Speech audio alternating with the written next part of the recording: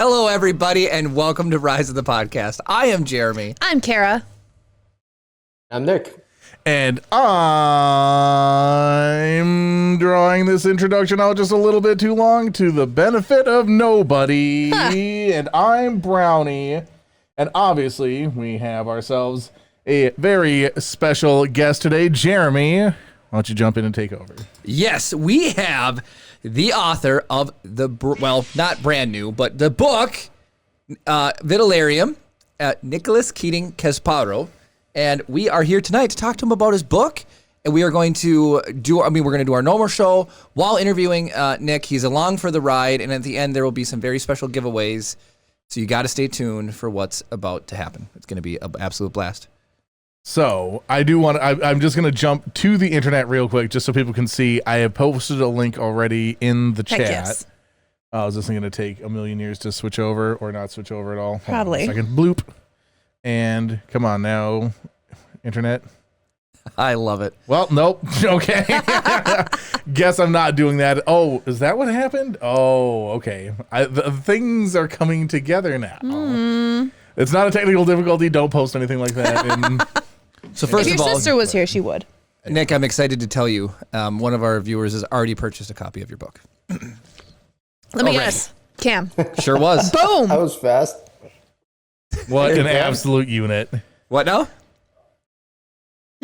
So Cam purchased a copy of your book. I'm just saying that because that's, like I said, you come on our show, we have a really good community here. We And do. I bet you there's going to be a lot of people. This is right up their alley. And I've read the book. So I finished the book. I've read the book in its entirety. Anybody who enjoys the show, if you're here watching, you're going to enjoy his book. You're going to enjoy Nick's book. I was getting periodic updates from Jeremy as he was progressing through it, and he's like, there was a range of emotions where he's like, oh, it feels kind of like homework and I'm kind of obligated. He's like, oh, no, I'm really into it. I want to make sure that I finish it. And then he's like, I haven't had a chance to read it for a while and I'm whatever. So I'm like worried I'm not going to get it done. So it was like vacillating back and forth between really enjoying it and really feeling like he was, I don't want to say obligated, right? He felt a sense of duty to make sure that he could have an informed discussion with you. Yeah. But the sense of duty started it and then the book took over and he was like, I was really enjoying it. So. Absolutely. All right. Well, hey, I'm glad you enjoyed it, man. Thank you. Yeah, you're very welcome. We're gonna hear some more of my thoughts as your interview continues on and as stuff comes to light naturally on its own. I don't know if you just sort of want to start from. Yeah. So, did you want to do you have your topic channels for or like your little yellow tabs, or are we just? I didn't have time to update them because I was facing other problems. Cool. So we're just gonna do this, Nick. We're gonna give you full attention to the show until it completely runs out of steam, and then we'll just go into anything else that chat makes us go through. But first and foremost, where did you find your inspiration for this book? Give us a general introduction. You tell us about your book, and then fill us in on the inspiration where it came from. All right. So, general introduction. Our future spacefaring odyssey. You're basically following the emergence of a future mythological hero. Basically, the person who ultimately becomes the most important person in future history. That's amazing. First of You're all, not just hearing, I guess, like the history book version or the songs that are sung afterward. You're getting to basically follow that character through the gritty truth of it every step of the way as he basically reaches that point. That's really interesting. And it starts off 700 years in the future after the discovery of an exotic new material which allows for faster than light travel. Basically initiates the golden age of space exploration. And sorry, I think my 2-year-old just discovered where I was hiding in my room. You are fine. worries. You have a lot of parents in here. Classic You're fine. child problem. So, yeah. So she just got, okay, my wife just snatched her away. So anyway, fast forward 700 years, you're on the 7th colonized human planet. You get dropped into the front seat of roughneck freelancer Roman Matthews. He is a morally gray protagonist. He's definitely a bit rough around the edges. He's basically doing odd jobs for local gangs when you first meet him as an adult. And in doing so, he becomes embroiled in a massive conspiracy which has the authoritarian government of his planet hunting him. So basically, to survive the ordeal, he's got to band together with a very interesting crew, both in the underworld and in the public eye. And that is just book 1 out of 7 that I have planned with my publisher. So That's amazing. where did the inspiration come from to write this story? A bunch of different places. So at my last job, I was on a plane 3 to 5 days a week. Oof. So this whole book was basically written at 36,000 feet. That the plane just kind of became my writing office, because eventually you run out of shit to watch on Netflix. Yep. Yeah, because what else is everyone doing when you get on a plane? Like this, look to your left, look to your right, look behind you. Everyone has just like their laptop or their tablet or whatever, just playing whatever they downloaded in the gate. So that's what I did forever. And then I just realized I was like, this is such a waste of time. I spent so much time in the air. Like I need to at least do something that's a little bit more productive than this. And I hadn't had a creative outlet in a very long time. Back in the day, like that was at one point like one of my strengths. Like I loved creative writing. They were the only college level courses that I took in high school. I actually, when I was in like middle school, I was really, really good at drawing. And I won classes to go to Rhode Island School of Design, which is like one of the best art schools in the country. Dang. For like summer classes. Like I took summer classes there because I won a scholarship there when I was like, I think like 13 or 14. Yeah. Then I got recruited for pole vaulting when I went to college. I was a pole What vaulter. an eclectic collection of Serious? skills. I was going to say, what? Like, I know. I know I'm kind of jumping around. Oh, no, no. you're You're good. But I got recruited for pole vaulting, and then I'm in college. I'm up in Boston, and and then I start partying a lot because I'm a pole vaulter, and that's a cool thing to be able to talk about when you're at a party. Turns out I was pretty good at partying too, and so I kind of eschewed the creative portion for a while, and so it was like it poured out of me when this first happened. So I remember the flight when it started. I literally got on a plane from Miami to Hawaii. That is got to be a long flight. I was gonna say That's that a would be a haul. long flight. Exactly, and there's a layover in between and everything in California. So by the time I got off the plane in Maui, I was on chapter 4. No way. Dang. Like, oh shit! Yeah, I just enjoyed it. I enjoyed it so much. I was like, all right, well let's take this serious. Let's I get into things. I have kind of an addictive personality. I say that right now as I'm literally like, where is it? I'm reaching for a Zin right now. So I get really into things, and so there's a cauldron. What's going on? Oh, That's all part of the screen show. effect. Yeah, so people can do drops to try and get a score from landing in the cauldron. So get some. I'm dipping it. That's really funny. Anyway, so where was I? You You arrived Chapter in 4. Hawaii in chapter 4. Yeah. Yeah. So I'm like, I want to take it serious. So I just sat down and I opened up what I knew as far as like applications are concerned. And so I opened up Excel. I've been working in the had been working in the medical device industry for like almost a decade at that point. Wow. And I was like, all right, well, let's do what you know. So I used Excel and I just started saying, all right, well, let's plan out what I want to write about. What are the themes that I want to encompass in this story? Okay, got those down. Well, that brought up a lot more questions. Well, like, who's going to embody those themes? I need characters. I need factions that they belong to. I need, well, this is sci-fi I'm writing. Right? I need planets. How many planets are there? Well, all right. Well, what are those planets like? What's the surface of that planet like? What does that mean for the types of resources that they have that maybe are their main exports, which may shape society in a certain way? How does that create the government and social structure. What language do they speak? How many moons does this planet have? What are the characters' backstories? What is the flora and fauna Yeah, on absolutely. any particular planet? What does that look like? Is it dangerous? Is it not so much? Is it like Earth? Is it completely different? So every time I answered a question, it brought up 5 more, and I ended up with this like 40 tab monstrosity of Oh a my God. storyboard Dang.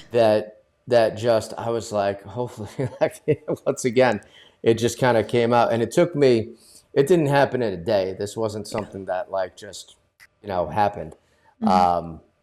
This is over the course of like 2 years. It took me to write the book and build this universe, and it just continues to grow to this day. Now I have copious notes on where I want the entire series story arc to go. Yeah. I've got long-running narratives that some of which I've already introduced, some of which I haven't introduced yet, but will continue through multiple multiple books. Yeah.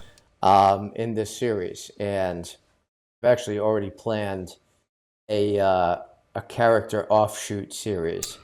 Oh, nice. One of the characters, which will actually you may be. Who is your favorite character in the book? Well, the main character. Yeah, it's. You like the main character? I like Roman All right. by far.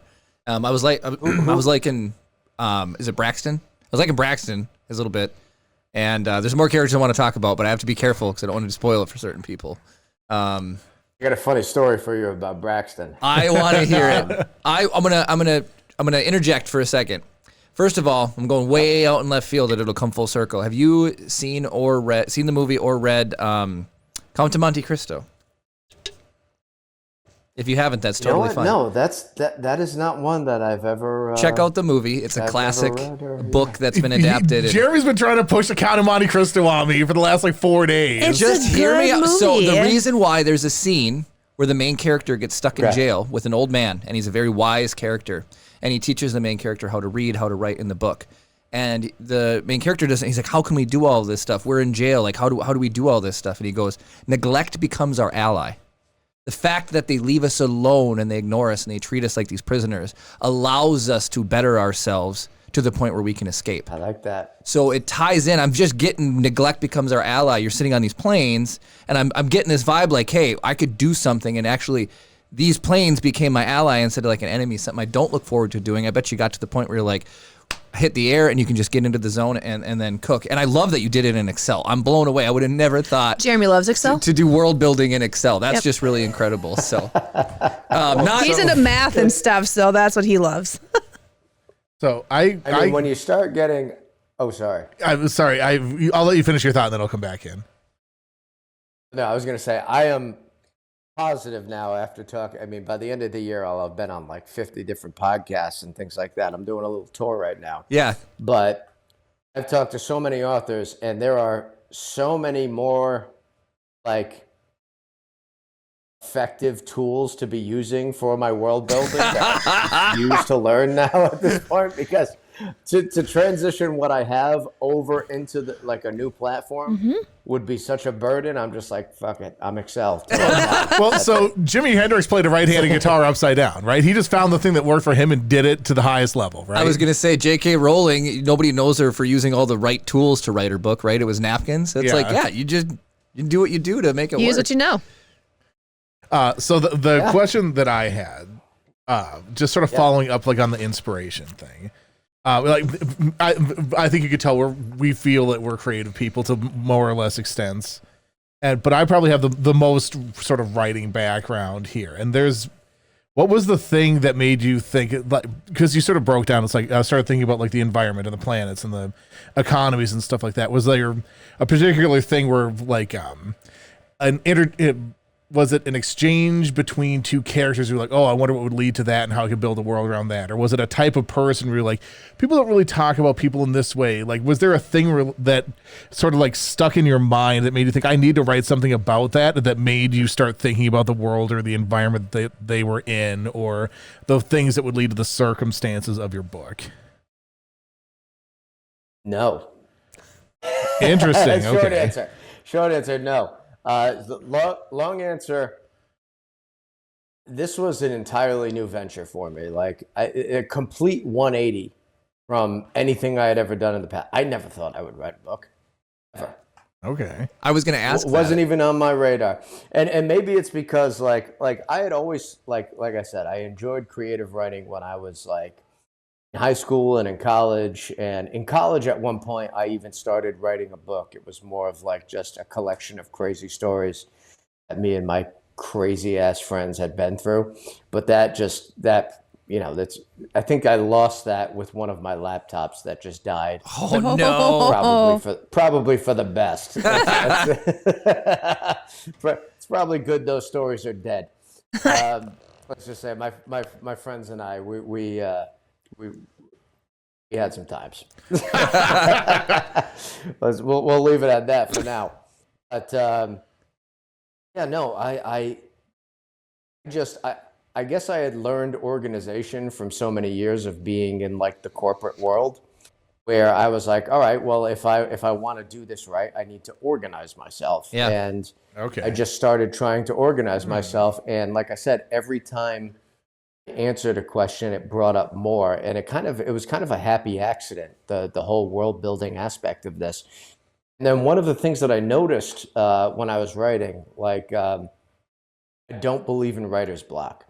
Interesting. That's a surprising thing coming from someone who is also known for procrastination. If I don't want to do something, and if I really likes what I'm doing, like I said, I get really into shit. Like I get really, really into things. So I realized that whenever the writing was starting to slow down, like whenever I was like, well, I don't know where to go with this, I just realized that maybe I hadn't fleshed out certain parts of the world building where I couldn't see like, all right, what are all the different things at his disposal? Yeah. What are the things that are going on around this particular character or this particular situation? What are is there some new technology that I'm not considering to be incorporated into this particular scenario that I'm writing about? And so I would go back to the drawing board, the storyboard side of things, and I would just start fleshing things out more as it related to the environment that I was writing about.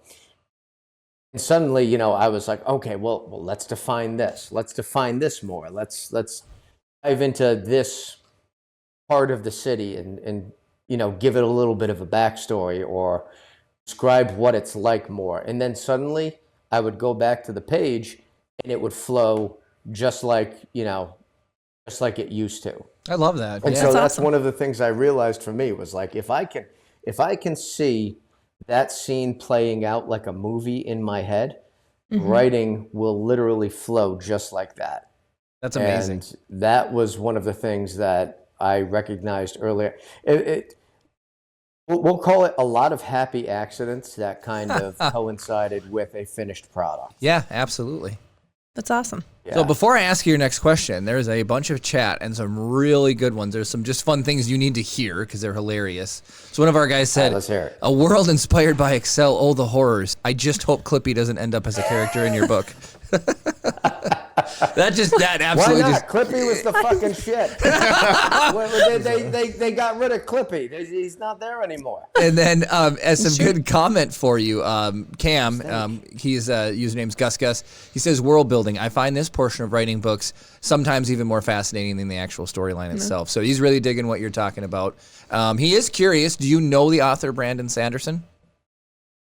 I am yes. I was going to say, can you be into sci-fi and not know? So he just wants to know, what are your thoughts on? Do you like him? I'm assuming it's his favorite author. Yeah. Do I like? No, he's not my favorite author. No, Cam's favorite author. the guy who asked the question, I'm sure is a big fan of Cam's him, favorite author. and he just wants to know what your thoughts are on Brandon Sanderson. I think he's a beast. I mean, I have a deep respect for what he's done. I mean, I don't know if you guys know what he did on Kickstarter, but it was like unheard of. The dude raised like $40 million or something insane like that. What? Like on Kickstarter. Yeah, it's unbelievable. Like I said, the guy is is a different type of animal, and I respect the what he's kind of built. And he's one of those guys who will just pump out content at a just a I'm going to kind of at a clip that I have not seen. We are known for tangents here, so I feel like this is a weird time to interject and call you out on something that you were into. This is going to be a tangent, and then we'll get back to more questions about your book.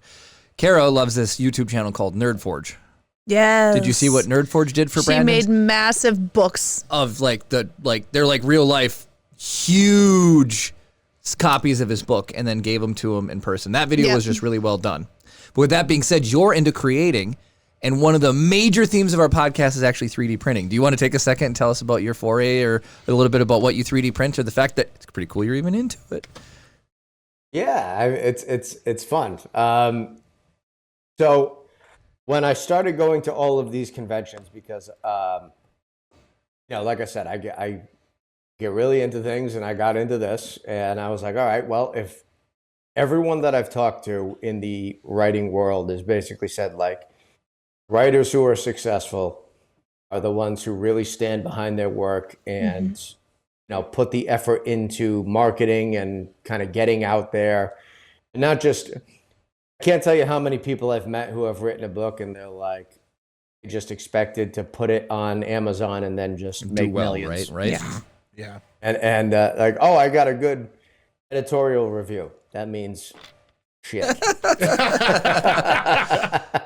and which was a funny thing for me to learn, because I was getting like some pretty solid editorial reviews when the book first came out, which was nice. I mean, it definitely lit the fire under my ass in terms of like, all right, that's good. Yeah.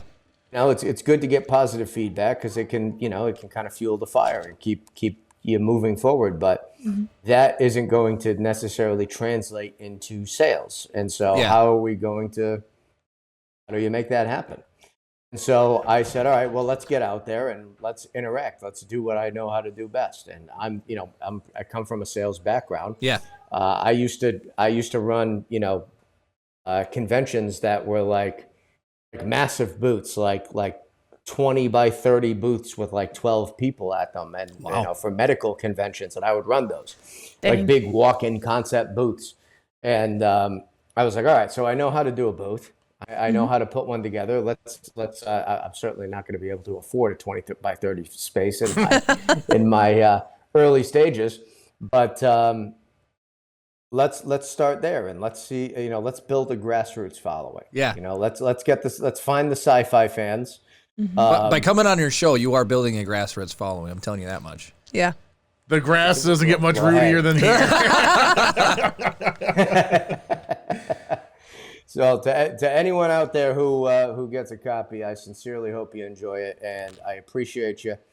Every copy sold gets me that much closer to turning this into, the next HBO series, which I assure you is in my 10-year plan. I love it. I'd watch it. So I'm going to pin you down on it now. First of all, when we hear the word conventions, we love going to Comic-Con style of conventions. We have one in Minneapolis, St. Paul. We go down to. We have one local in Duluth. One local in Duluth. Which if you can ever make it up our way to a convention, we would love to be able to meet you in person. That would be really fun. And we love Star Wars, and so we've built a chopper robot. He's all 3D printed. We bring him to cons now and show him around. So when you're talking about medical conventions, I forget there's gatherings of people that get together and do things that are actually, important, I guess, So I forget medical conventions. Like, of course, there would be a booth where people want to go see trade shows, wedding shows, stuff like that, right? Yep. So. But I think a trade show for everything. Yeah. Yes.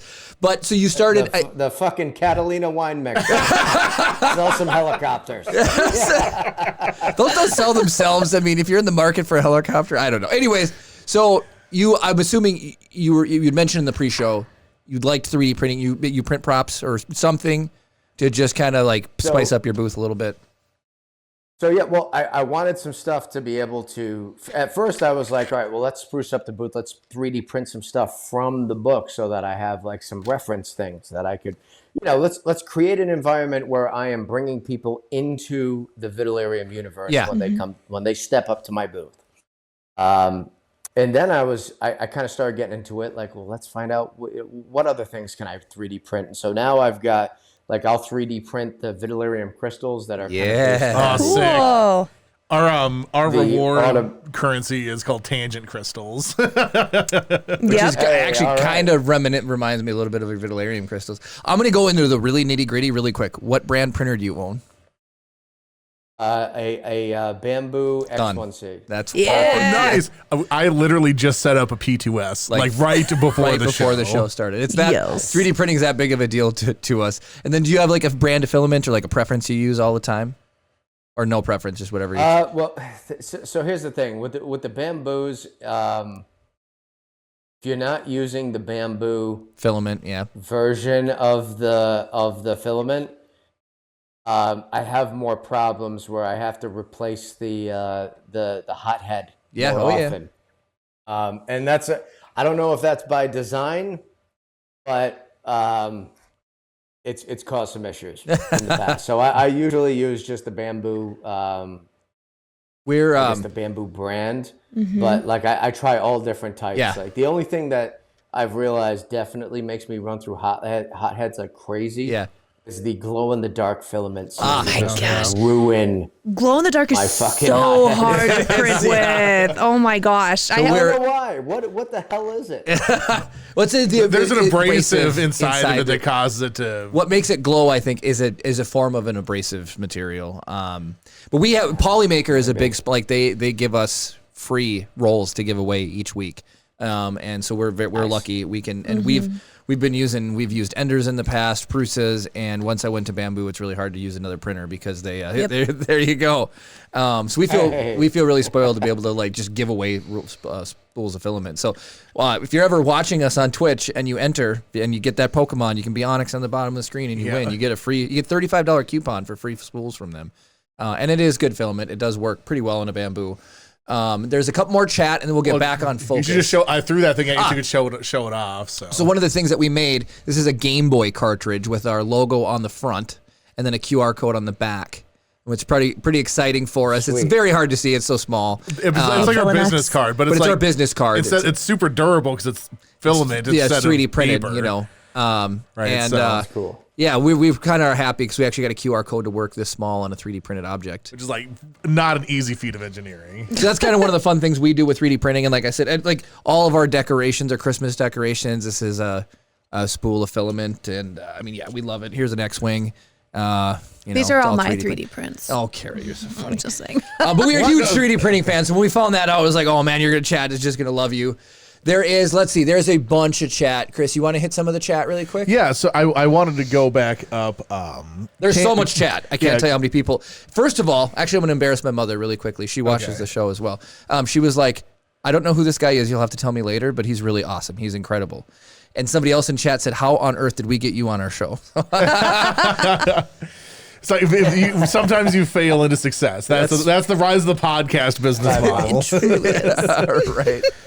Cam said, "You're really portraying the creative process as something similar to High Times at Ridgemont High. I think it's Fast Times at Ridgemont High, but I contextually I wasn't sure exactly what you're talking about. Some of those times were very high. Yeah.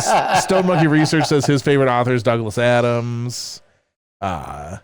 So Cam also wants to know what your thoughts are on Robert Jordan and his ability to be a world builder. I don't know if you're familiar with Robert Wheel of Time, Jordan. right? Am I completely wrong here?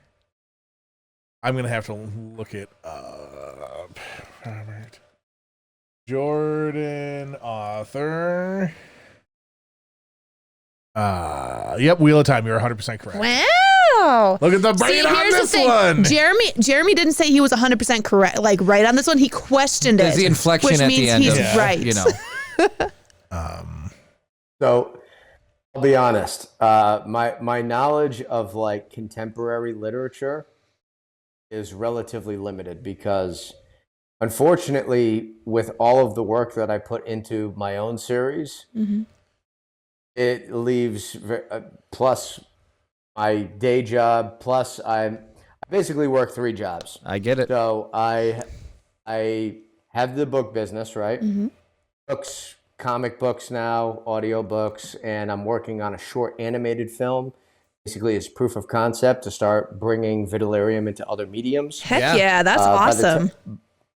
By the time I finish book 2, I plan to go back and start turning books 1 and 2 into screenplay format. Amazing. Nice. As I work on book 3. So like I said, I have unrealistic goals, but unrealistic goals are, better than no goals. I hope. Oh, definitely. But as far as Robert Jordan, I'm not super familiar. I have seen a few episodes of like the Wheel of Time show, and I thought it was pretty good. I didn't really get into it like I got into other things, but I also don't have a whole lot of time to be just like binging shows like I used to. You're preaching to the choir.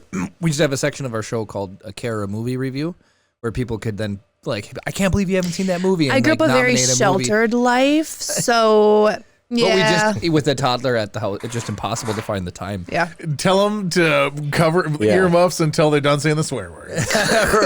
Right? And whatever movie it would be. Just throw them outside with a Nintendo Switch and tell them to come back when it's dinner time. So funny. My sweet baby.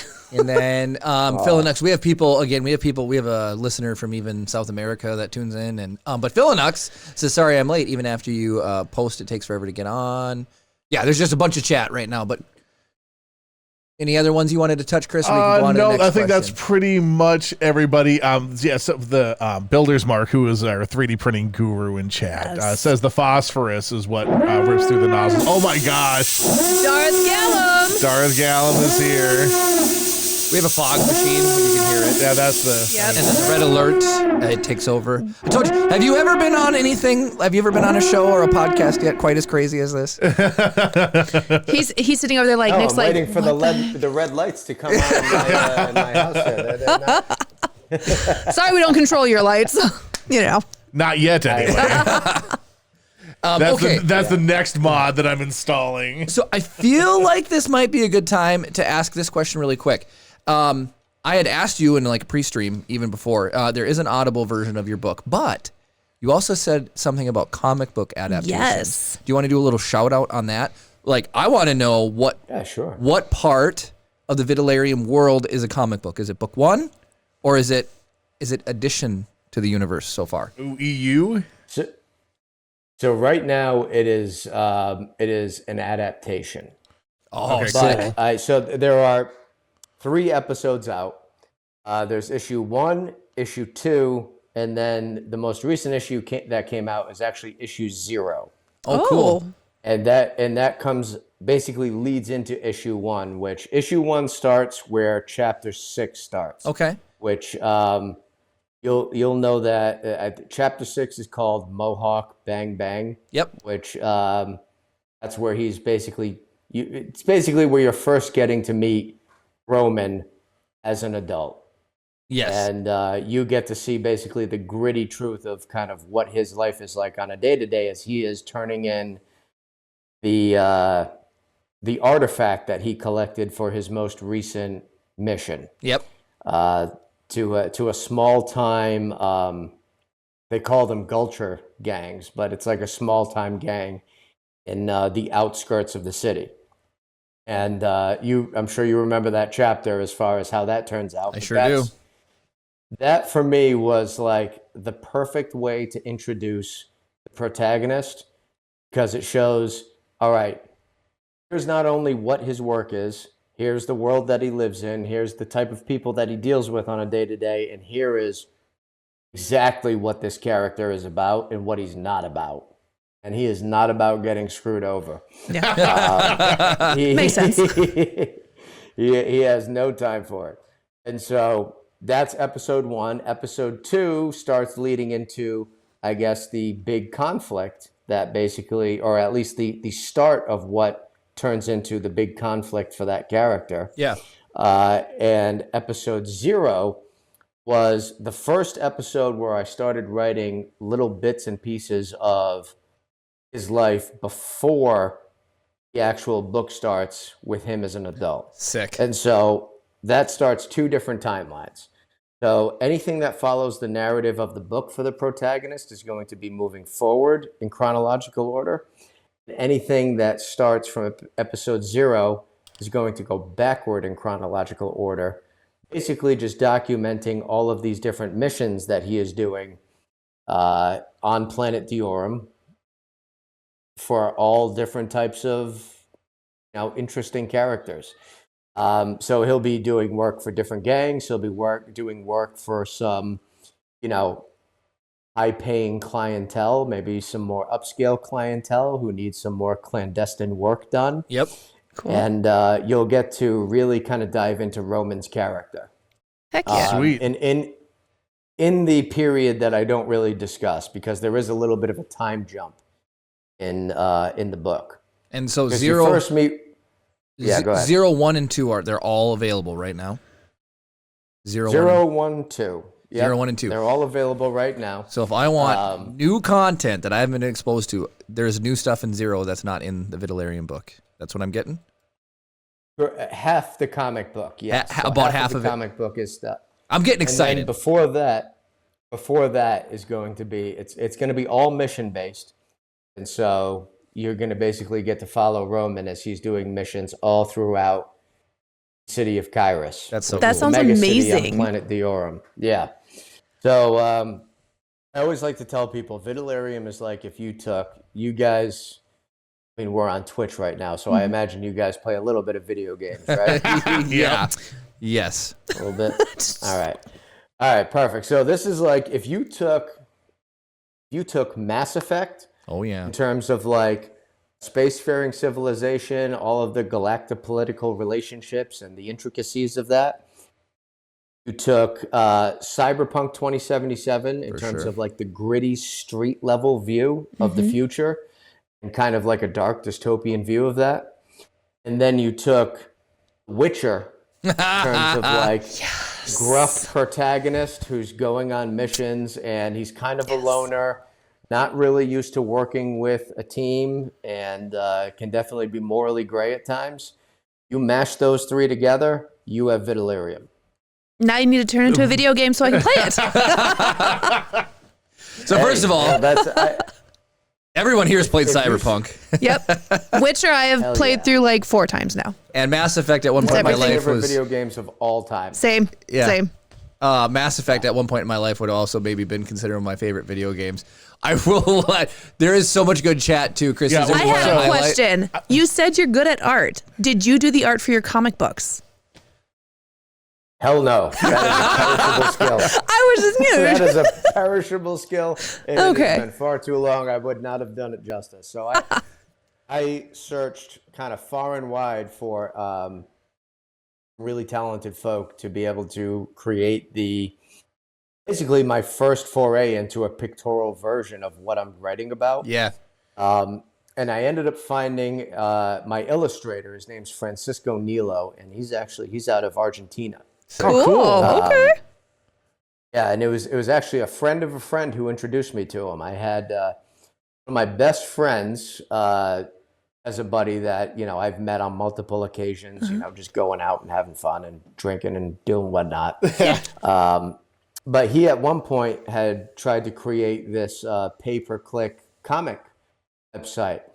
And this was one of the guys that he had worked with while he was doing this venture. And he was like, you have to get introduced to Francisco. He's immensely talented. This is going to be your guy. And I had like 2 or 3 meetings with him. And his enthusiasm for it, and after seeing his work and his kind of love for sci-fi as well, I was like, this is my guy. And he was the one who recommended me to my colorist, whose name is Chandran Panusamy. And Chandran lives in India. And he really adds those finishing touches in terms of the color that bring the feel of this universe to life. Exactly the way. It's like they pull it out of my head, I'm telling you. That's amazing. That's awesome. How does it feel to they've see a visual representation of the story that you've written? It's fucking awesome. So awesome. It's great. It's very satisfying on kind of an interesting level. Because once again, it's I'm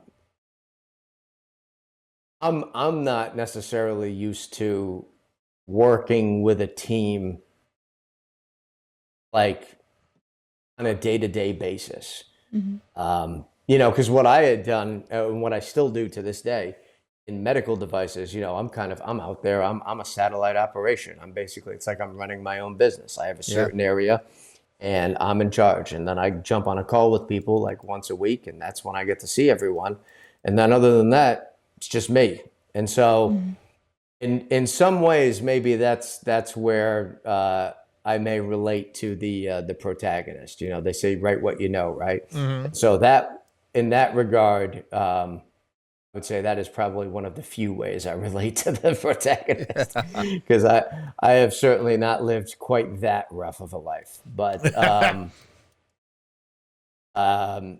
it's been fun. It's been fun learning how to work with a team and how to relay exactly what I am going for in certain scenes, and how to create a comic script, because it's completely different from writing just a normal long form book, which I took the time to learn how to do that.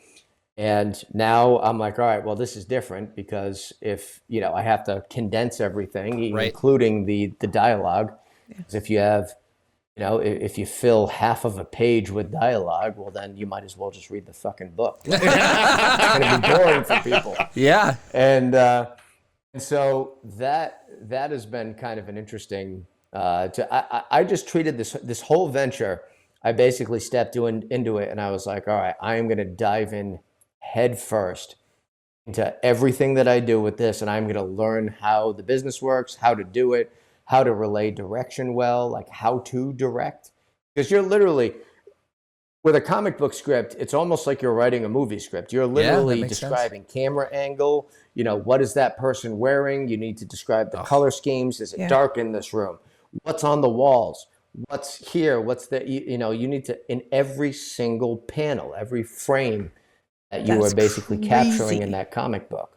And so this is, I would say, good practice for me to really absolutely kind of understand what it's like to achieving the visual aspect of what I'm writing about.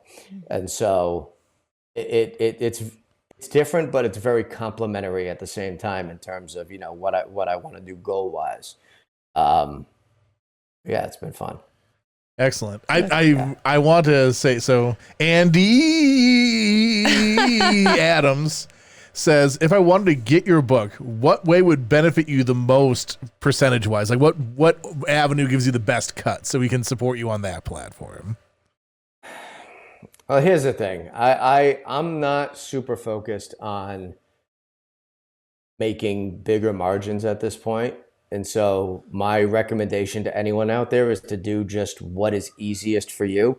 If you don't mind waiting, you can get it off my website at vitaleriumseries.com. I'm literally the one who is like packaging the books and sending them out. Cool. The problem is it's going to be more expensive for the reader or for the purchaser because you have to pay for shipping. Whereas Amazon, it's all kind of incorporated into they're doing everything at scale, right? Yeah. Do you sign the books? Noble or whatever. Do you sign the books you ship out?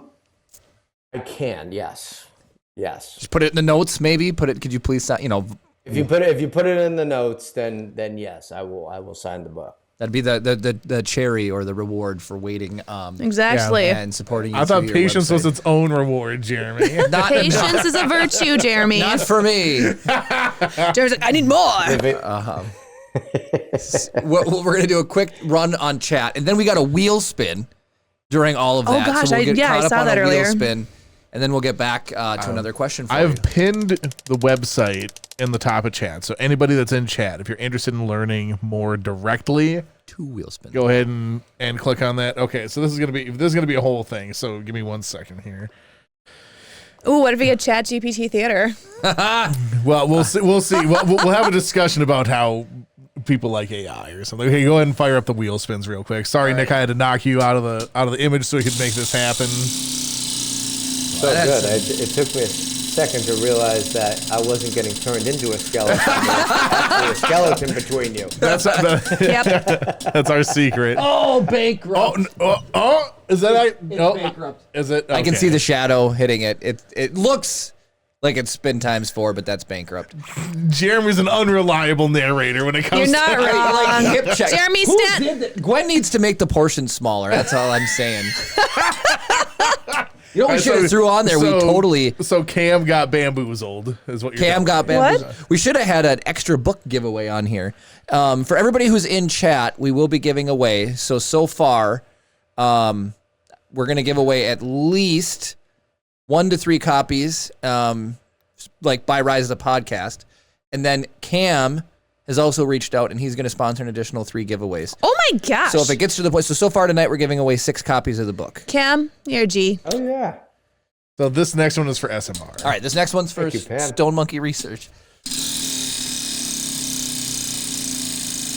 What are we doing? That was a good spin. That was a really good spin. Yeah, because I don't have to deal with Kara holding the wheel anymore. I can just go for it. What is it? A Stuff Lab surprise. That's but new. she's Are not you here even filming today. it? Are you There's even, like a trash can around here somewhere that has. are you being serious? Oh yeah, there's a trash can. So there's like a trash can that you can like blind reach in and grab a thing out of. Oh, sick. Well, we should do it. Where's the trash can? I don't know. Is Gwen in chat or Marty No, was? she's at a wedding. Oh, that's right. Oh, that's right. Wait, who am I whopping? Jeremy? Okay. Why am I getting whopped? I don't know. For comments Builder's against Mark said humanity? to. All right. So all right. Well, we'll put a pin in it for next SMR says bankrupt equals book giveaway this week. week. Yeah, we've got plenty on the docket. we do. We do have plenty on the docket. Chris, I'm going to look for Trash Can Surprise if you want to... or is there any other chat? I know a couple people were just geeking out over comic books and they're blown away and really excited. Yeah, nothing too specific, honestly. Just a lot of people saying that that's cool, that's awesome. Like people just being super, super excited in general. So chat is happy that you are here. all right. Oh boy, I gotta remember where the thing is. Bleep, bloop. There we go. You found it. And then I could offer up, in place of one of the books, I could offer up a couple of comics. Ooh, okay. Oh, I mean, since Cam is doing the... interests people.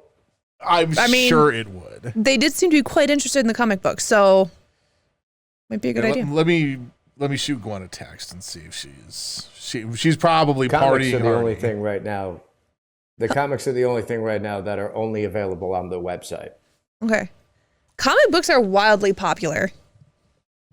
We just got a chance to meet who is the person who want to take a picture with you? John Jackson Miller. John Jackson Miller. He writes some Star Wars books. He's got some sweet like graphics novels and comic books that have come out. Hey, Almighty Malachi. Hey, Almighty Malachi's here.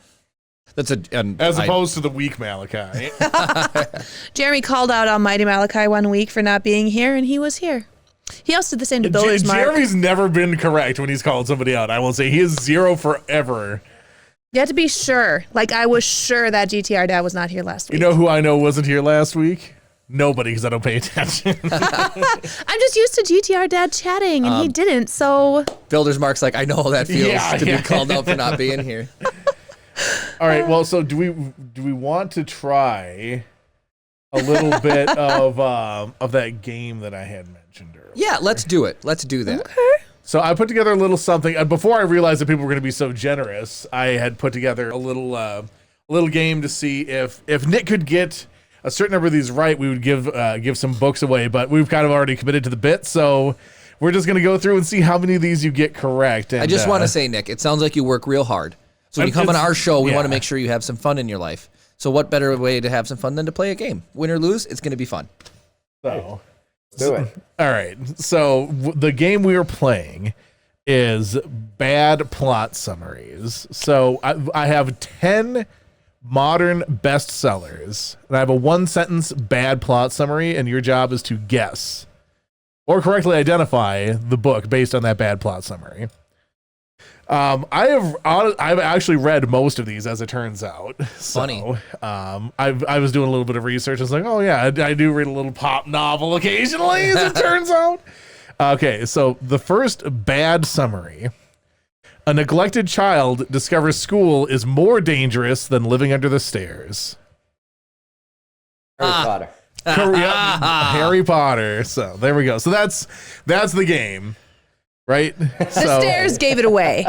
I love it. One for Yes, one. The stairs gave it away. I also love that apparently you could have did this with video games, and he might have even. Well, but for the next time he's on, right? We've got several more IP related things happening, right? Always feel free to come back. We'll find more insane stuff to put you through. Bad plot summary number 2. An immortal man breaks into a girl's room to watch her sleep and somehow is romantic. Oh, I got it. I won't make it drag on too long. To watch her sleep? An immortal man breaks into a girl's room to watch her sleep and somehow is romantic.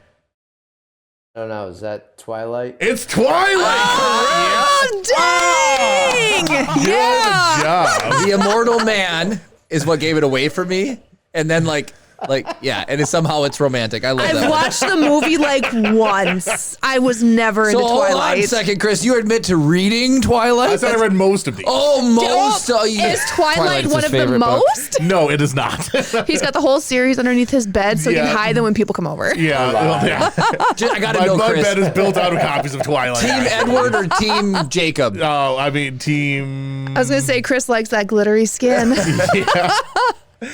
I do not have an affiliation. I guess just because I like the guy who played Edward, I guess I'd be Team Edward. Robert Pattinson or Yeah. whatever. So, You did a good so Batman. your team actually getting laid. Yeah. Exactly. All right. Accurate. 2 for 2 so far. You're doing very well. Third bad plot summary. A teen survives reality television by being better at camping than everyone else. I think I know this one. Good games? Hunger Games is correct. That is correct. 3 Good for job. Solid. All right. Talk about dangerous camping. Anyways. Yeah. I know, right? Number 4. A professor solves old mysteries using the power of running and Google. I don't know this one. A professor solves old mysteries. Using the power of running and Google. Maybe don't focus on the Google part and focus on the old mysteries part. Tricky. Uh, Give us a hint, Chris. Okay, you want to use one lifeline? Let's use a lifeline. This one will probably. one lifeline. This will probably. I'm trying to figure out how obtuse I want to make this. I'll make it easy. Tom Hanks. Professor. In the film adaptation, Tom Hanks appears. Oh, shit. You might have made it even harder.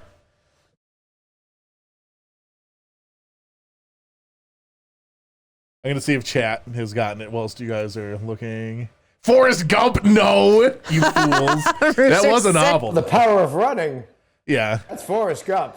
Oh, Man or Mutant. Does Man or Mutant SMR right? Yeah, the Man or Mutant and Esma are both correct. I've never seen it. Tricky. I've never seen It it. is the Da Vinci Know Code. that one. No, it's a very controversial book. Controversial book shit. amongst certain groups. Cam says Chris is being very cruel to you. But phone a friend. Chat got it right, so we're going to chalk that up to a win for you. All right. Well, that'd be ask the audience, not phone a friend. Ask the audience. Fine. All right. The next, so we're going to say 4 for 4 or 3 for 4? Oh, 4 for 4. Because Okay. chat got it. 4 for 4, 4 for 4. All right. Number 5, fifth bad plot summary. Sick teenagers bond over literature, feelings, and emotional devastation.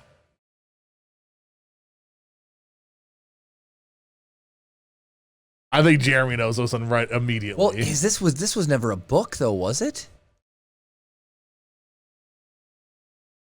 I'm just going to throw it out. It's not Breakfast Club, is it? No. They weren't sick in the Breakfast Club. They were just in trouble. Sick? say it again. Sick teenagers. They were sick. Yeah, right. They were Exactly. Sick teenagers bond over literature, feelings, and emotional devastation. Oh, Stone Monkey Research is right, isn't? Yeah, stop looking at chat, you cheater. Unless you're not playing along. It's do you want a hint? I don't. If he hasn't gotten it yet, I think put him out of his misery. I think I'm gonna chalk this one up to a lot. Right. I don't know this one. The Fault in Our Stars. It's like, I know it's a popular book. I have never touched it. Would have never gotten it. So I've seen the movie. I Never didn't gotten it. Yeah. I've never seen the movie or read the book. Is it good? I've never seen it. It's pretty decent, I thought. Okay. It's not typically the type of thing that I would watch, but I wasn't upset watching it. So I mean, that's a good thing, right? And Chris has some pretty hot takes, so. I only say those things because they're true. Okay, so 4 out of 5 so far. That's a 80% clip, which is pretty good. That's passing. Mm-hmm. Bad plot summary number 6. A VR nerd chases a golden Easter egg while everyone else forgets that real life Ready Player exists. Yeah, they didn't even have to finish. Yes. That is correct. All right. I don't know if you're going to get this one or not. The bad plot summary number 7. A white lady solves racism by writing things down very passionately. What? Very passionately. A white lady solves racism by writing things down very passionately. Wow, Chad. Yet Chad is on fire. Chat's way smarter than I gave him credit for. Collectively, everybody on chat is geniuses. Try this. I just my daughter right now is ramming her stroller into the office door. I'm telling you, there's been episodes where we have our toddler, Gwen, somebody who helps run the show. She has a 4-year-old, and we have a 4-year-old, and they play downstairs in our studio sometimes, and you can just hear the screaming of jumping of monster trucks. Yeah. You're fitting right in. You're totally fine. I'm not trying to judge you guys. I'm not saying that you're stupid, Chad. I'm just saying you're smarter than I thought you were. Take a compliment. So give us the answer, Chris. That one is The Help. See, I've never even heard of The Help in chat. You've never heard of The Help? So I've heard of it, never seen it. I've heard it's fantastic. Yeah. Women in 1960s Mississippi challenge racism through shared stories and a book project. That's the. I was gonna say white fragility. This one might be my favorite. This next one might be my favorite. Bad plot summary number 8. A rich man ignores every safety warning ever and is shocked when nature eats people. Oh, yes. Nature eats people. Oh, Jurassic Park? Jurassic Park is correct. Yes. I want to know Gamer Snowflake's poorly written plot. She's put a lady eats a pie made with poop. What book is that? I don't know. I don't know either. Lady eats a pie made of poop? Yeah. Emma Stone is in it. It's awesome. What is going on? There's too many actresses named Emma. I can't keep them straight. Emma Stone is... Well, when Gamer Snowflake types it out, we will. Yeah, exactly, we will know. Slim Chipley. You guys Emma take Stone the compliment. is the one from she was in Superbad. Yeah. She was in wasn't she in the Andrew Garfield Spider-Mans? No. She wasn't MJ? I No? don't think so. Funny enough, Emma Stone is the every once in a while with a character, I try and visualize the characters as I'm writing them in Vitalerium. And I'll ascribe like I have a character breakdown that has everyone's backstory. So no matter how small the character is, if they have any kind of speaking role, they have a backstory, because it helps me like write realistically in their voice. Cool. And Emma Stone is who I imagine. Do you remember the character Maureen? Yes. He's Dr. Maureen O'Connor. Yep. Imagined as Emma Stone. Nice. And it's actually written in my character breakdown. That's as sick. Possible, That's cool. Possible. I have like a possible actor, possible actress. Oh, that's incredible. Sick. You do have a people. 10-year plan. Yeah. So Manor Mutant says she was Gwen Stacy, oh, so Kara was right. She was in the Andrew Garfield Spider-Mans. Yeah. And then the I poop was is right, in the even though I pie. didn't That's know. also another bad plot line for The Help. Yeah.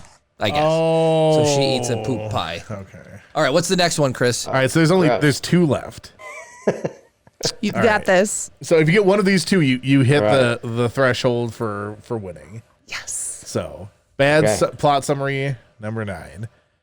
A man gets a great job with amazing perks and is surprised it's run by criminals. Ooh, what? This one's a classic. It's a little bit older. A little bit older. Man gets a great job with amazing perks. With amazing perks, but it's run by criminals. Mm-hmm. I mean, it's pretty close to the regular plot description. What's the one with Gordon Gekko? Oh, Wall Street? No, that's close. That's not a bad guess. Is the movie too? Yeah, I'm pretty sure there's a movie of this. Yeah, Tom Cruise stars in it.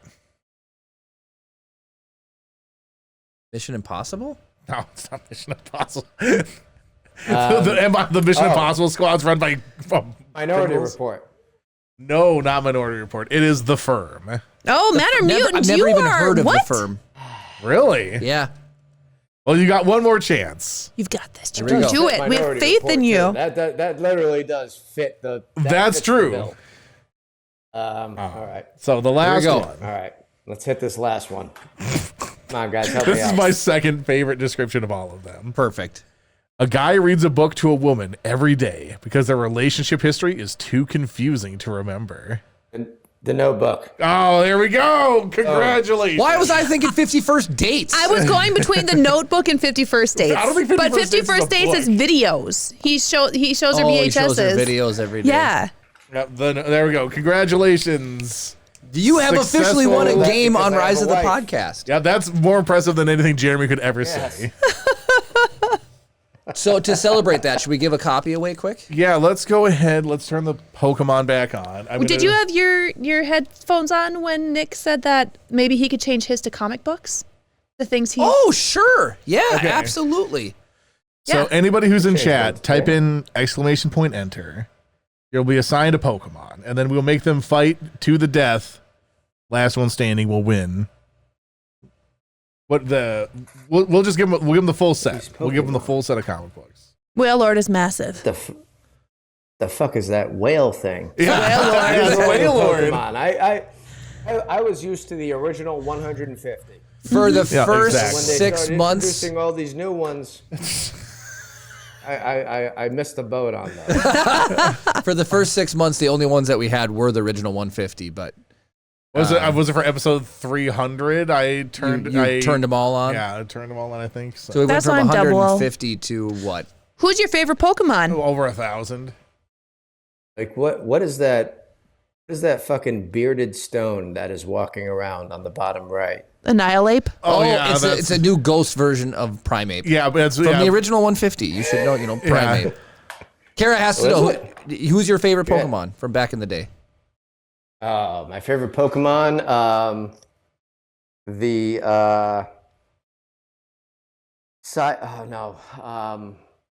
what's his name? It's the praying mantis guy. Scyther. Scyther, it's got to be. He's yes. got blades for...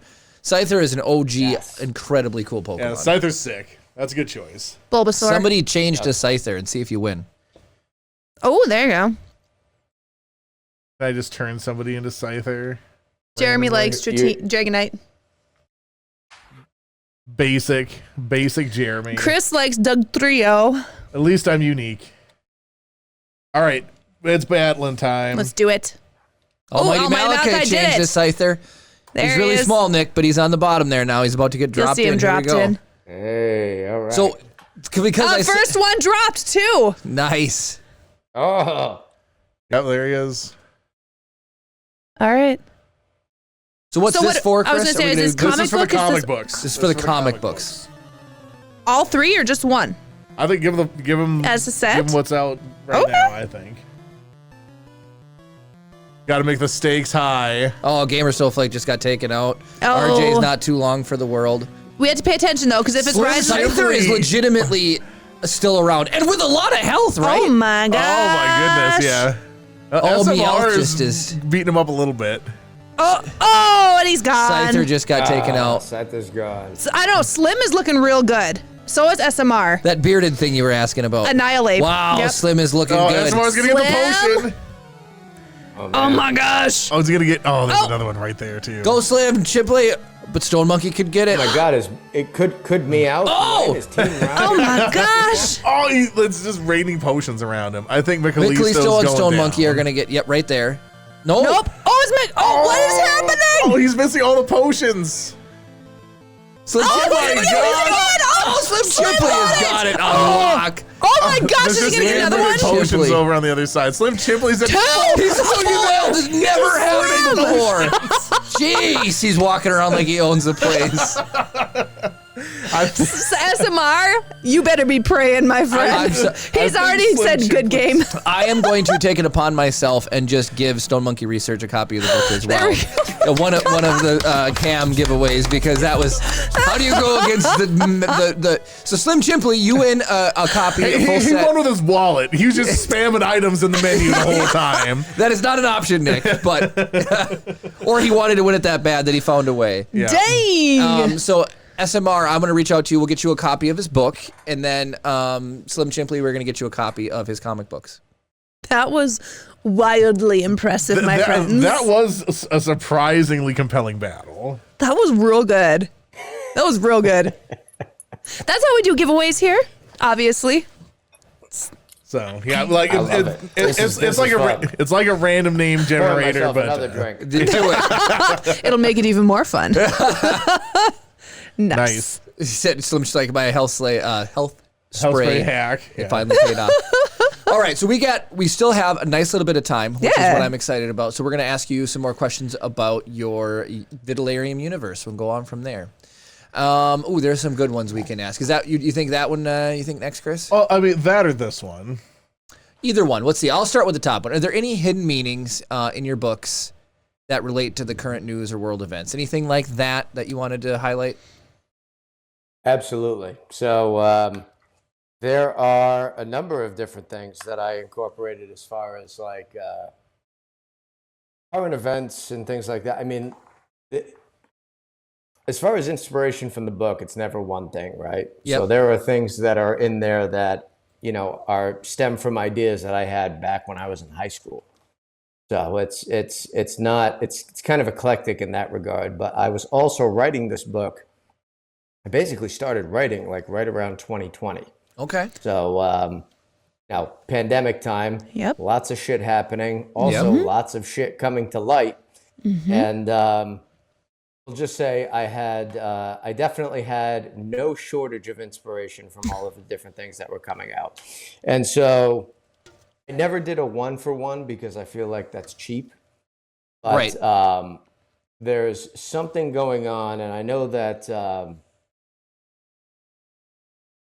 Jeremy, you're probably familiar with some of like the there's political intrigue in the book as well. Oh, absolutely. So, Yep. there's definitely like a Game of Thrones element. You're following a few politicians and seeing all of the different political turmoil that's brewing, not only within the government that you're following itself, but, kind of the between the planets, and maybe there's even some bigger things at play that they're not all aware of at the time. Yep. But one of the things that I document is that basically there is a state takeover of all personal property. So basically, all personal property now becomes owned by the state. Oh. And if you guys are familiar with a little company called Blackstone, Of course. this is a company that is literally picking up personal properties in swaths. And basically, the idea of a rent-only type of environment, like a lack of ownership in, it's that whole great reset, you'll own nothing and be happy type of environment. And I think that is literally, quite honestly, like pure evil being put into play in it from a monetary standpoint. And so I wanted to incorporate something like that into the book. And so you'll see what the true purpose of that is, as we'll say book 2 begins to unfold. I'm sitting here Because smiling. They're not stoked. because you kind of have an idea of what's going on. Yeah, so here so you said that you like really inspired that you brought that part of the book back into my brain. I can't wait for some of the chat to actually get through your book so we can talk about it in future episodes. And Heck yes. we talk a lot about Star Wars. So we joke, about like episode 1, The Phantom Menace, it's got a lot of politics in it and it's not done very well. Because the stuff going on in Star Wars isn't really relatable to us currently. But I'm sitting here listening to your book, and I'm going to say it because it's not like a spoiler, but it's a 919 rule governing initiative 919. Okay, see, it's up there. Look at you. Initiative 919, and I'm just like, because you talked about it too. Basically, it's like you'll own nothing and be happy about it, and they try to spin it in such a way that you should like it. You should like it, and it's the government telling you, and their government telling them, hey, you're burdened by all the responsibilities of living your life and raising your children. We'll own your house and we'll take care of it. You don't have to worry about it. And then I really, really liked the way that you did it, and it just wasn't boring political stuff. It was actually, it was done in such a way that made politics interesting. And so you're going to like it. And then you get a glimpse into how they sell it and how they shove it down everyone's throat that they're going to like it. And what do you need to do as a politician in order to, are you going to back it, or are you going to, not back it? But if you back it, I mean, you're going to be forced to back it, because if you don't, you're out. I mean, it's really well done. It's really well done. And it's not even right now, it's not a huge part of the book, but it was such a impactful part of the book. When I listened to it, I was like, so you don't even own That's the thing. I mean, I wanted to show like the juxtaposition of like sales pitch and what you see like on camera, but with some of these politicians, and then what's really going on in some of like these backroom meetings, and why they're doing it and for what purpose. And it's that kind of like believe none of what you hear and only half of what you see saying. Yeah. In play. And there is kind of like a lesson in there, so to speak. But that was something that was it was important to me to kind of like find a way to bring that to light in a certain way, and almost create a lesson that was separate from the actual ongoing events that people are experiencing.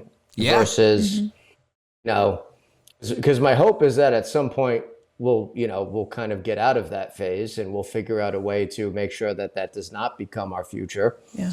And maybe, we'll have a little bit of a lesson immortalized in the work somewhere that others can learn from in the future. Like, let's not give up everything. Correct. Just because we're sold on it, 919 takes yours and mine. Pour until the end of time. That's the chant that the protesters are kind of calling out later on in the book. I won't say what happens to them. But it was incredible. It's kind of very similar, but I'll throw you this one too. What's one message that you wanted readers to get away, take away from the novel? Well, I kind of touched on it, just prior to this, but like don't believe everything you hear. I mean, especially with in the news and everything else, and we're in a funny kind of world right now, and I don't mean to bring the energy down and get kind of no, you're although good. The book is fucking dark. But there's I think that we become controllable when our emotions are able to be manipulated. Yeah. And that is ultimately how, we kind of lose control of everything. If we're not able to look at something from a kind of logical perspective, and we only look at everything through ideology. And so one of the ways that I wanted to really explore that was by showing the disparity between the state-run media and the what has been deemed illegal forms of media through, the pirate radio host Cyrus Boland, who I actually modeled after one of my favorite podcasters ever. He's a very popular podcaster. I don't want to call it out because I certainly don't have his permission to.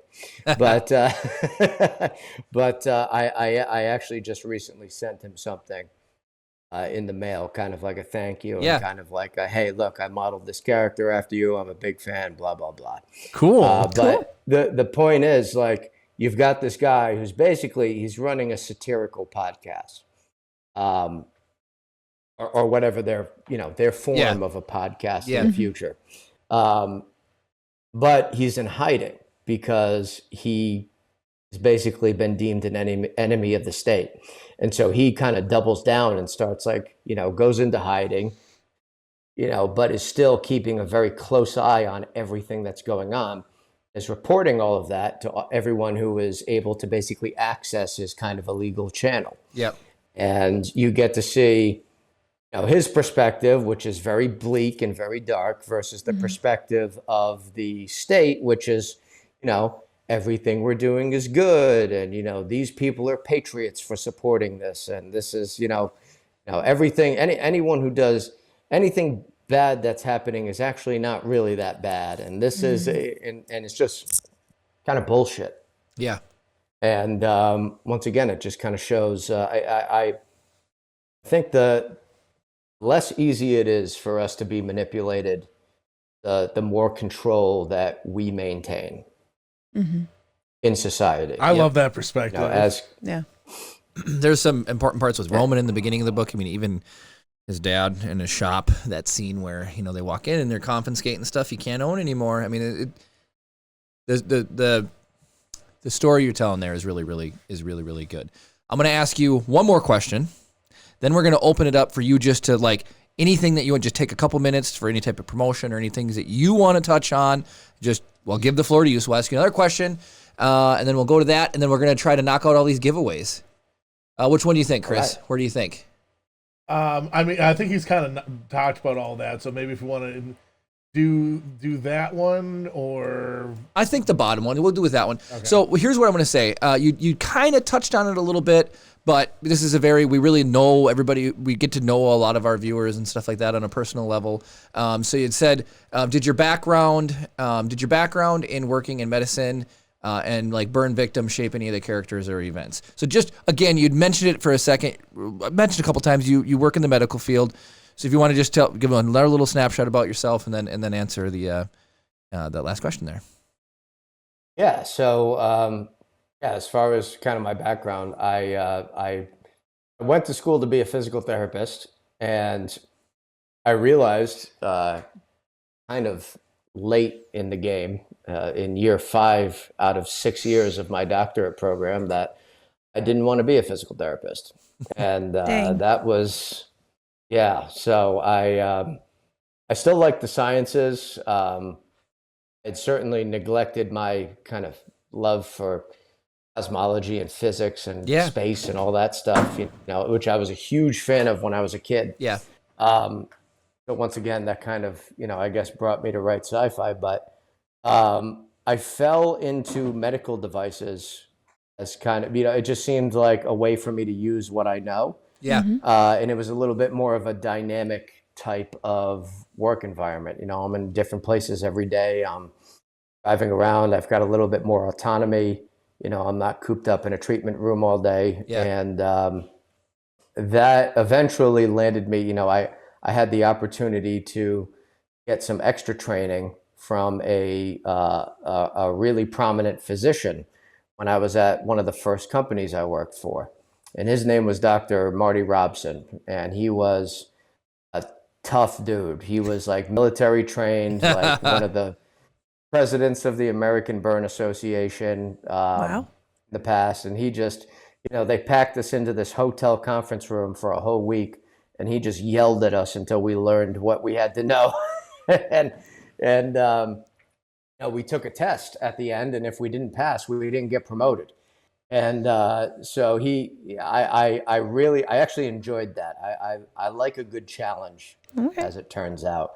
And the burn world, it's a very small world, and it's a challenging one because you're dealing with very challenging injuries. Yeah. You know, some of these patients are like grievously injured, and to be able to have even a small hand in helping the physicians to, you know, create a life for these patients after the injury, you know, it's very, very rewarding. And so I still kind of do that to this day in medical device. But as far as medical side of things, I definitely tried to include a little bit of my knowledge of the burn injury into this book. And I'm sure, Jeremy, you know exactly what I'm talking about. Yep. So yeah, and once again, my wife is also a surgeon.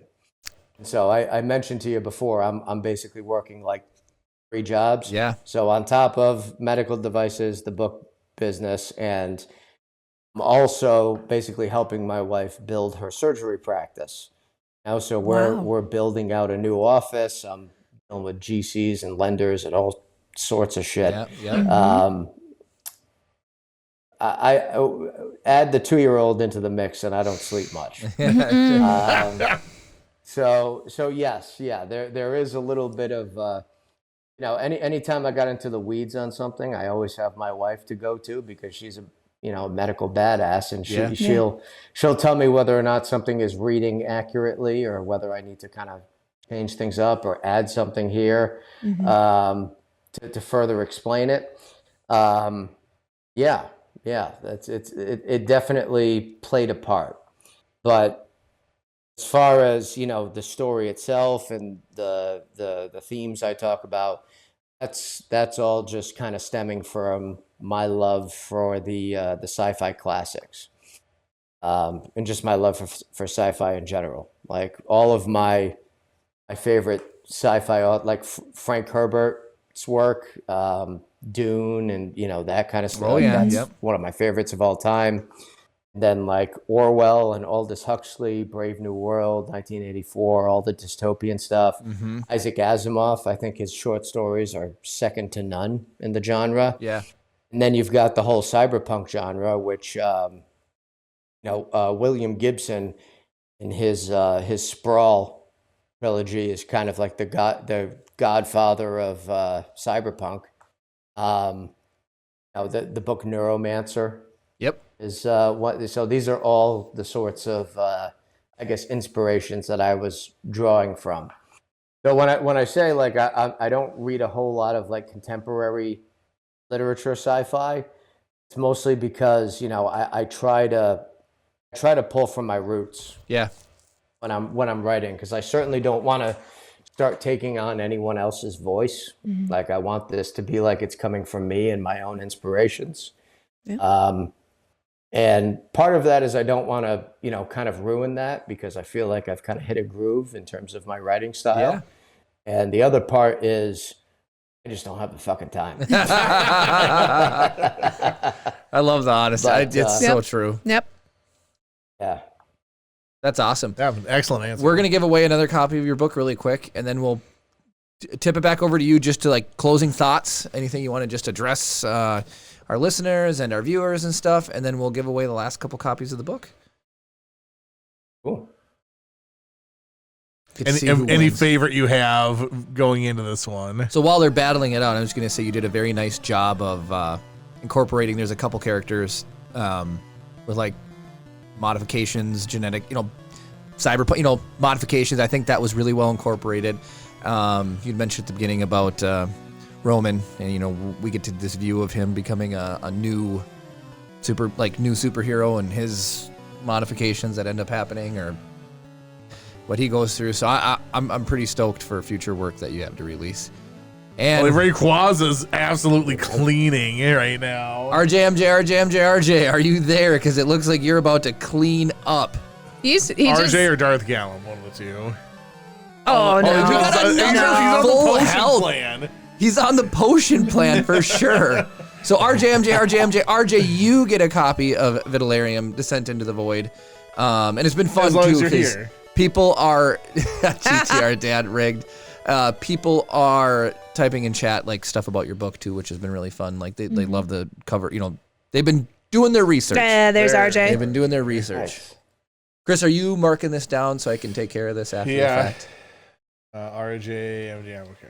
Oh yeah, the brothers got beat the same way. It is rigged. Just kidding. Oh, so RJ, who just won a copy, says he cannot wait. Hell yeah. Well, you know, Jeremy's yeah, sending it out, so Hope you're going to you have to wait. And then we got another one to give away. Should I just fire it right back up? Yeah, just fire it right back Welcome up. back to this is the only downside of not just using like the random name picker is like if you're doing a bunch of them, it takes Yeah, it takes second. a while. That's fine. It's fun to watch them though. I mean, it is, but there's in case anybody had like a lives to get back to. Here's the thing. I feel like Wailord could just go and go Flatten and just everybody. like, yep, done. I think Almighty Malachi has had a different Pokemon for every one of these battles because he was Scyther, and then I think he was Scizor. Funny.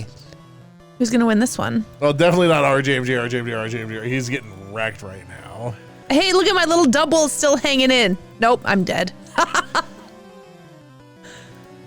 Oh, there goes Who's looking Wailord. good? Builder's Mark's got a decent amount of GTR, Dad. Gamer Snowflake's not doing too. I think she just shabby. got on the potion plan.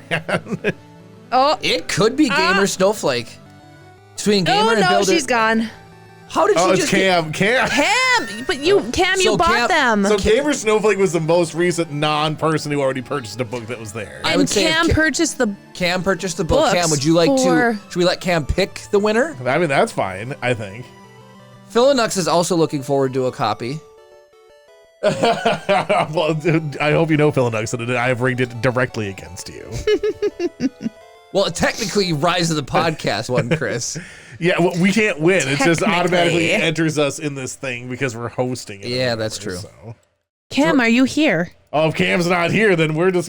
I feel like this has happened before, where he has like sponsored something to give away and he won it, and then wasn't here to decide what to do with it. I mean, we could give it to Gamer Snowflake because she was the besides I think Gamer Cam. Snowflake was the next most person on Yep. there. Why is there two of me? Because you're more popular than I Why am. not? I mean, just kidding. Oh yeah, what the heck? Hold on. We're using two different cameras and something got switched on one, so. Yep. I have All to do right, everything Gamer very Snowflake, if difficultly. you comment in chat, the book is yours. You have 13 seconds. We should have Steve reach out to Nick to come to ExcaliburCon. If you, Nick, if you can ever make it up to, All right, to okay. our area, we have Gamer two conventions in Snowflake. the area for you. We'll talk after. I'm Sounds good. definitely open to it. That'd be awesome. Once you see what we do for our setup, you'll be like, I'm never talking to those guys ever again. Slim, how can you say it's rigged? You won the first one. You won the comic books. All right, so Slim. Nick, is there any final just touching points you want to end on for tonight? I would say that that we're just kind of at the very beginning here. You know, book 2, I'm slated to get this out like end of Q1 next year. Amazing. Dang, so soon-ish. Yeah, hope soonish. If everything goes to plan, Yeah. which you know how plans go. So book 2's coming out soon. You know, like I said, I'll be turning books 1 and 2 into screenplay format. After that, I'm also working on a short animated film soon. Very I'll cool. start probably sometime in December.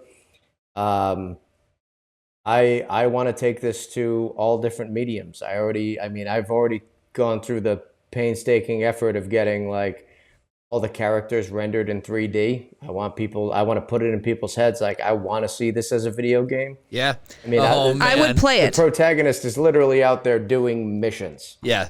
Like I crafted this in such a way that it could be easily adaptable because I enjoy all different mediums of like storytelling. And I think I think video games is one of the most compelling because you actually have a hand in making the decisions and the outcome. I think that you know, especially with the graphics nowadays, I mean, you could really make a story come to life. Yeah. And, Just make sure there's lots of side quests, and I am in. hell yeah. Hell yeah. I get lost in side quests Same. when I play a game. Yeah. Same. Witcher, every single one, every single time.